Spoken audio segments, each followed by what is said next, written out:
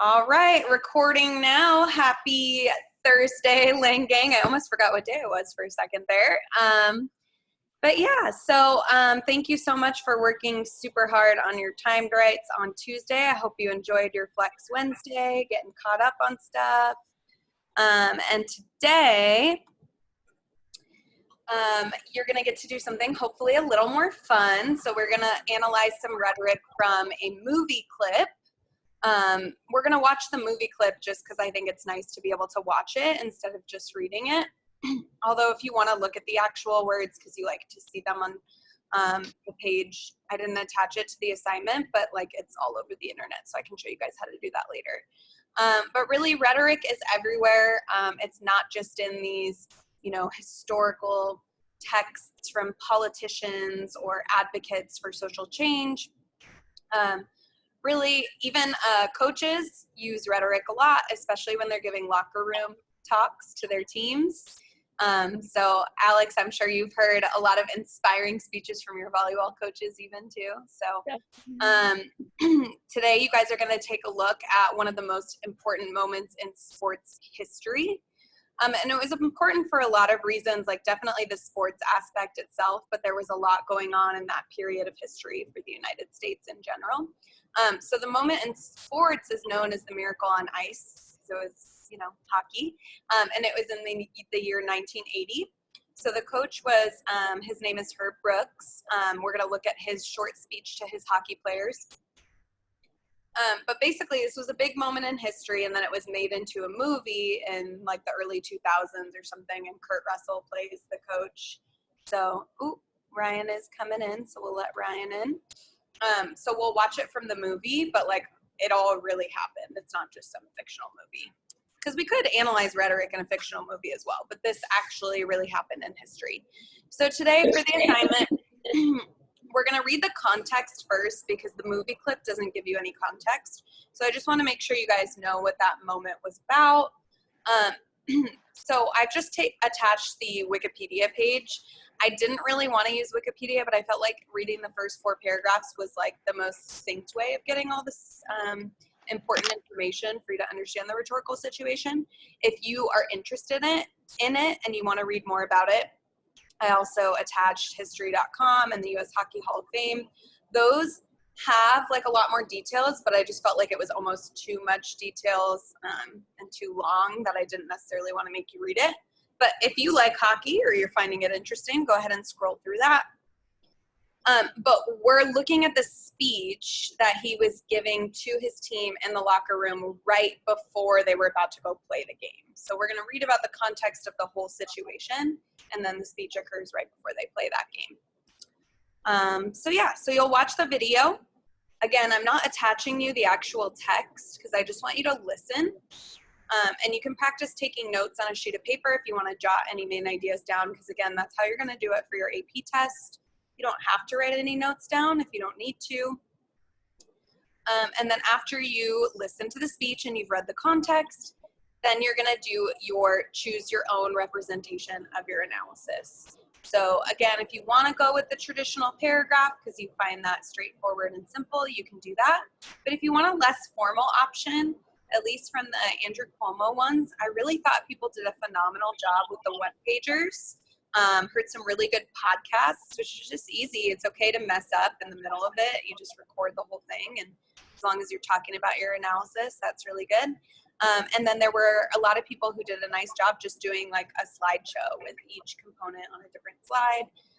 Makes it a little less stressful than trying to put it together in like a nice, fluid, formal paragraph.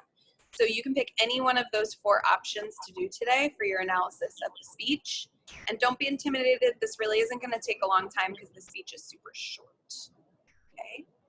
So let's go ahead first and take a look at this context here. If you want to click, we'll just talk about what the Miracle on Ice was and kind of what was going on.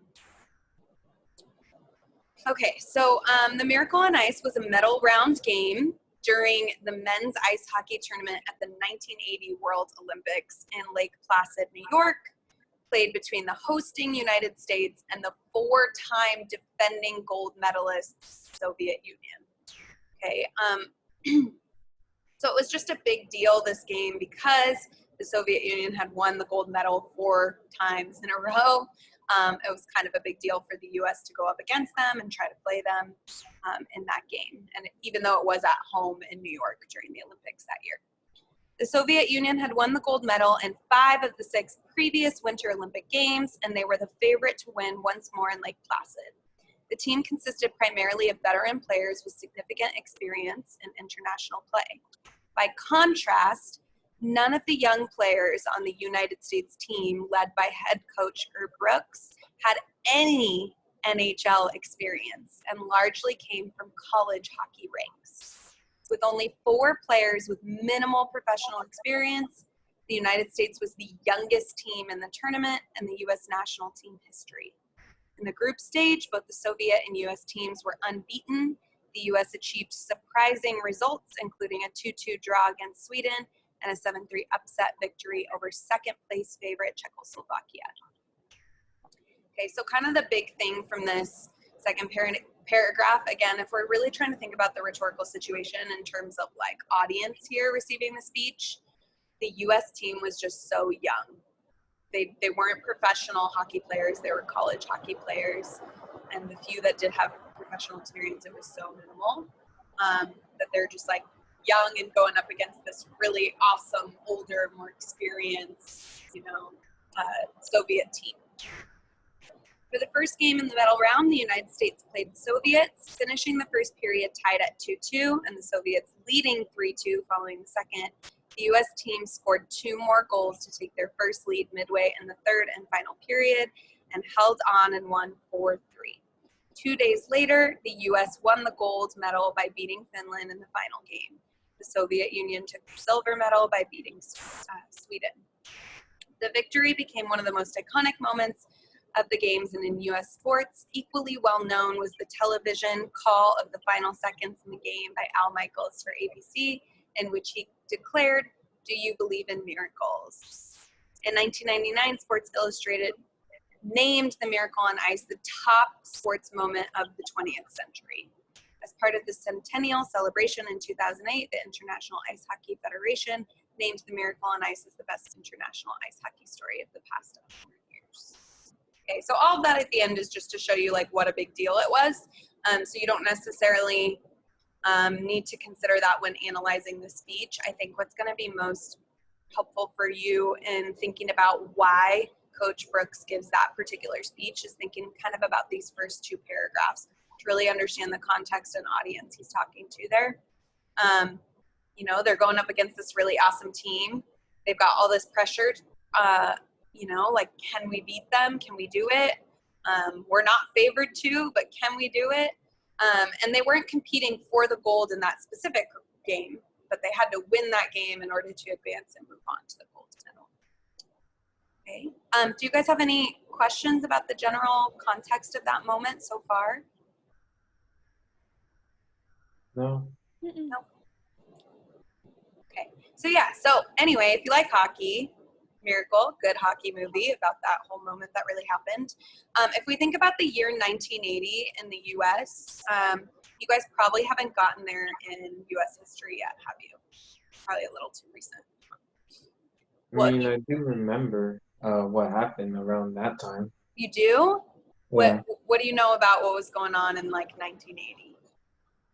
Well, there was a president. The president was Jimmy Carter. Wasn't really that much of a memorable president, but during that time there was like the hostage crisis, Iran. Yeah, excellent. I think I even read that there was like a recession that was going on too. Yeah, it was definitely like amidst a very like political moment. So if you click on this, again, if you want a little more context or information, see it here. Alonzo killing it right here. So it was a magical ride that happened amidst the backdrop of the Iranian hostage crisis and Soviet invasion of Afghanistan, events that made our fabled Miracle on Ice even more impactful in American history. So yeah, there was a lot going on that time that just kind of made it like this even more exciting and memorable moment. Okay. You guys want to watch the video? Sure. All right, so Oh, here wait, I have seen this movie. you have seen it. Yeah, I was like, I saw it when it like first came out, and I didn't even really know anything about it then. I don't really know why I went to go see it, but I just remember I loved it. Maybe I'm the type of person whenever I watch movies like that, then I'm like, I want to be a hockey player now, and I'm like, I can't play hockey. That's not gonna happen. All right, so here he is. They're about to go out and play the Soviets, and Kurt Russell is Coach Brooks, so he's gonna go ahead and give that speech. So we'll just take a listen.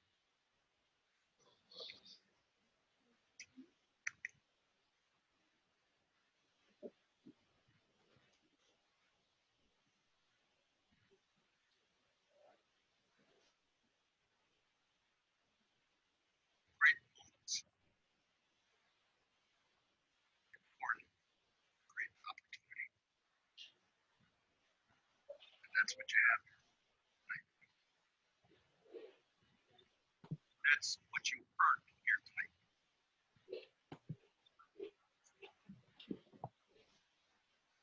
One game. If we play them 10 times, then we win. Not this game. Not tonight. Tonight, we skate. Tonight, we stay.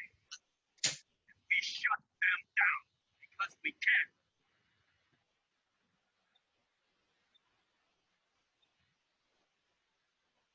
Tonight, we.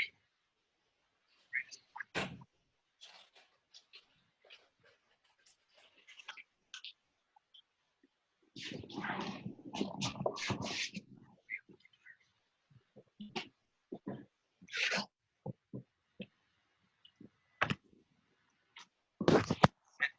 Be here tonight.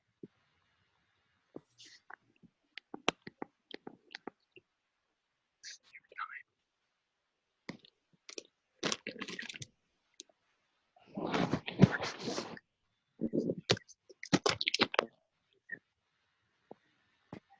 I'm sick and tired of hearing about great hockey team the Soviets have. Screw them. This is your time. Go out there and take it. All right. Okay, so instead of us watching it again, I will pull up the text for you just so we can like talk about it together really quick. So if you literally just Google speech, it'll pop up even images because it's pretty short.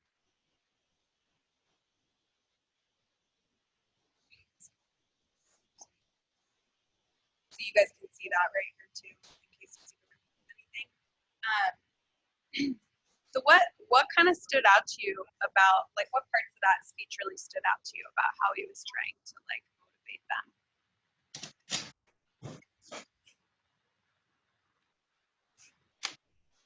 them? Definitely that he repeats tonight.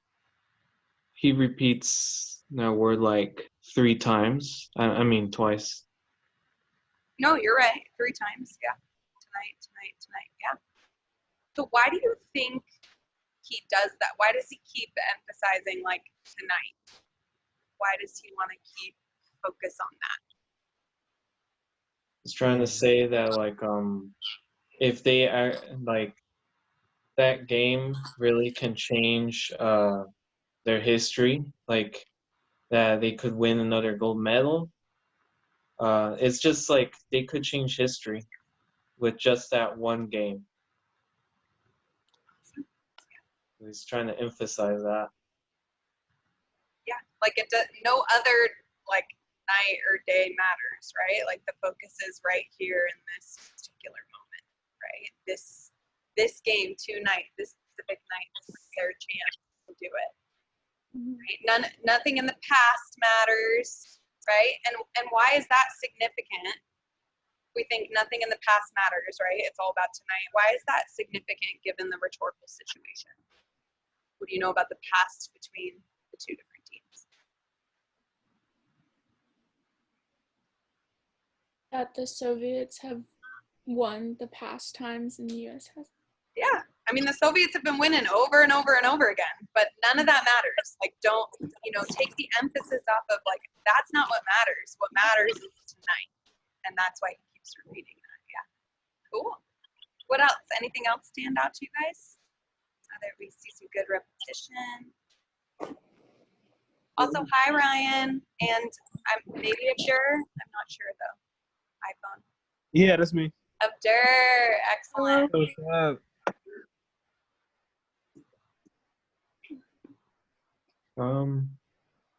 Well, we can see that, he uses we a lot too. Absolutely. Got to use we when talking about a team, right? Because we have to do it together. No one can do it on their own. I felt like the ending was very strong when he used like his word choice. Like he said, screw him, this is your time, now go out there and take it. Like it was very strong. Yeah, definitely. I think in general, at the end when he's talking, I'm sick of hearing what a good hockey team they have. Screw them.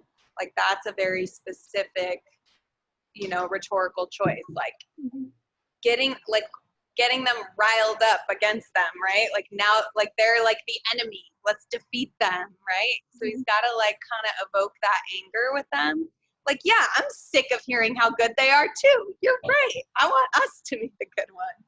So yeah, definitely trying to get them angry at the end there. 'Cause right after that, right, they're going to be all fired up and they're going to go skate out onto the field. So they have to be angry if they're going to, defeat, right? Channel that anger. So like it has sort of like a tone of like anger or kind of like like an anger tone for like them wanting to win this time. Yeah, absolutely. But I would say that doesn't really happen until the end, right? Yeah. So like in the beginning, it's very great moments are born from great opportunity. That's what you have here tonight. Like, so he's really like coaching them, right? Like you have this great opportunity tonight. You have a chance. You've earned it. So he's, again, he's complimenting them too. Like you've worked hard. You're supposed to be here. Like you've earned it. I thought it was so interesting that he says like if we played them 9 times or if we played them 10 times, they might win 9. I thought that was so interesting because I'm like, would that motivate me if it's like, okay, well they might win 9 times, but not this game, not tonight. Like you know what I mean? Like you only need to win 1 right here, right now. So why do you think he says that? If we played them 10 times, they might win 9, but not this game, not tonight. Why do you think he said that? To again put emphasis on that they need to win tonight. Mm-hmm. To like only like motivate them to like win tonight, but then that's all they focus on for that day. So then if they win that night, then they can continue on. Yeah. It doesn't matter. They don't have to be better than the Soviets to beat them, right? They don't have to like be able to beat them that many times. All they have to do is beat them this one time, right? So he kind of makes it seem more achievable for them, right? If we played them 10 times, we might lose 9, but that doesn't matter. Not tonight. Like you can do this one game. That's all you need to do is this one game. So he kind of makes it seem like a little more achievable. Like you just got to do this one. That's it. You can do that. Yeah. What else? This reminds me of the Tolleson game, the Tolleson football game. Really? Yes, because we haven't got the River Rock in like years. Mm-hmm. And we finally got the River Rock after it was like over 10 years. Yeah. You think Coach Martinez was given a speech like this in the locker room before the game? Probably, right? They might have gotten the River Rock the past 10 years. But that doesn't matter. Tonight. Yeah, that's awesome. What do you think he's kind of doing here? I really like the part when he says, you were born to be hockey players, every one of you. You were meant to be here tonight. This is your time. What do you think he's doing there? What's he saying? What's he trying to do there by saying you were born for this? You were meant to be here. Like,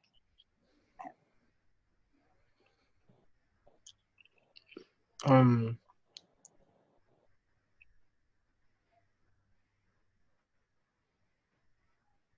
to motivate them, or